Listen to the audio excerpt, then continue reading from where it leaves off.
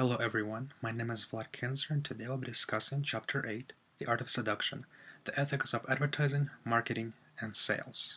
Now, we all know what advertising is. However, I wanted to go a little further and find the actual definition, and this is what it said. Advertising is a marketing communication that employs an openly sponsored, non-personal message to promote a product or a service or an idea. While doing my research, I stumbled over this video. That there was this boundless competition to steal your time, and as much of it as possible. Now, the background of this video states that advertising doesn't try to sell you things, but it tries to steal your time. That way you're being pulled and enticed by the product, even though the product you may never even buy in the first place. About the dangers of advertising, we're often talking about body image and the messaging itself. And I think that's the wrong problem. I want to talk about this, about the primary business model of the attention economy, in which the more of your time we can steal, the more money we make, with absolutely no limit. All of these companies, if Facebook, Twitter, Instagram, Snapchat, the entire news industry, every gaming company, even meditation apps have to compete for our attention. Who cares? People have been doing that forever, right? And they have to compete to give us the best stuff. And in practice, yes, but in reality, unfortunately, no. This isn't a new problem. The problem is that we've gotten so good at it, as we've carried around these devices in our pockets and we've gotten so good at perfecting the tactics to steal and hold as much of your time as possible, that it's starting to be a threat to our news system, it's starting to be a threat to our way of life. So if advertising is a threat of life, then how do we go about changing that? And what I mean by saying that is, how do we avoid being, per se, tracked? And how do we avoid being monitored? And how do we avoid being the targets of an advertisement? If we are targeted, then what should we do?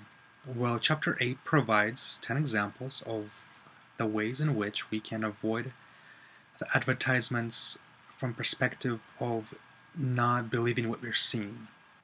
The first method is, when watching, watch out. And what that means is when you're watching an ad, step back and look at it from a perspective rather than your own. That means look at what the ad is trying to convey and not what it's trying to sell. The second method is big lie, little lie. And what that means is advertisers tell big lies and little lies. Little lies are more seen as, example, beer tastes good, or this beer tastes the best out of all of them. Now, the problem with this is we don't really know if this beer does taste good, or if it's even the best one out there. And another problem is that little lies are usually actionable, which means they can be sued for, like Red Bull gives you wings, for example.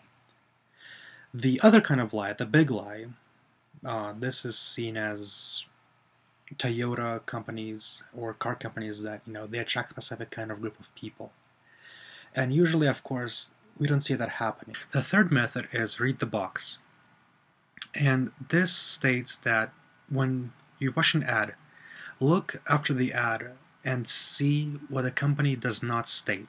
For example, when you're listening to a car commercial and, it talks about this new incredible vitamin supplement, and, after about 30 seconds, there's this very fast speaking voice that says all the bad things about this item that can happen.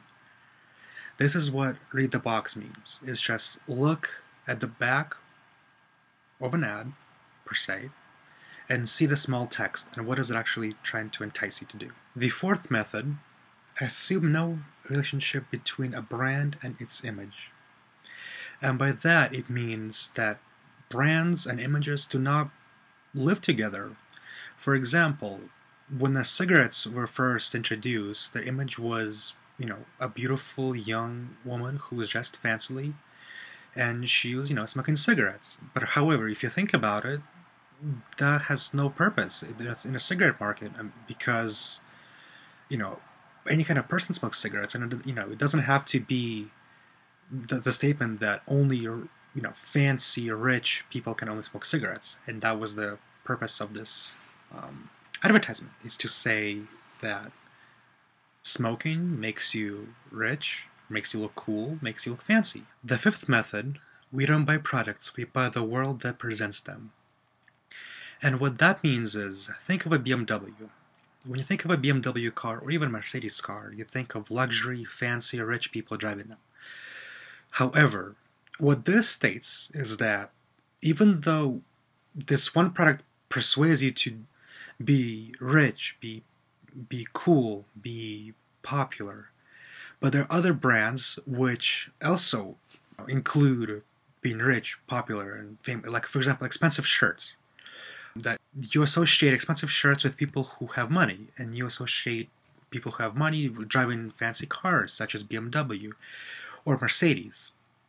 And so what that means is when people buy products, they're buying the world. The sixth method is the promotional is the political. And what this means is advertisers are usually biased, and by that I mean is they like to either include or exclude specific kind of groups. For example, the book provided an example of jeans, and the ads showed young people wearing that product. So that means is that old people cannot wear jeans because they're either not cool, young, sexy, or other kind of examples. And what this does, like I said before, it secludes one group and pushes others away. The seventh method is advertising shepherds herds of individuals. And basically what that means is advertisers like to find a group of people who will buy their products. So like BMW would do is, sell products to rich people or people who can afford their cars. And usually those people who can afford those cars attract other buyers who can afford those cars, and that way BMW creates a group of people that usually buy their cars, and that's what shepherding means.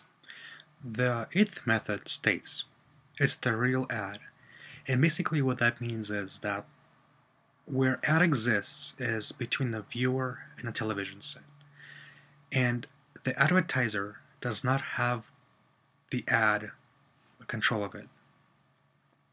But the ad works is when the viewer comes to work and talks about this ad, and he starts to fall in love with the ad, and then he wants to buy the products because he feels connection with the ad, and that's what creates the real ad. The ninth method, follow the flattery, means that you should look at an ad and see who it tries to flatter, on what kind of group of people will watch the ad and what kind of group of people are going to be caught on by the ad. Finally, the last method, which states we participate in our own seduction. And what that means is we have the voice in the back of our head when we see an ad that says we want to buy this item, we want to possess this item, we want to use this item. To conclude this video, I want to say that advertisements are everywhere, and we are always enticed by them. However, if you follow the 10 steps or even try to come close and just look at those 10 steps, you have a better chance to being targeted by the ad and better chance of being to be a victim of one of them.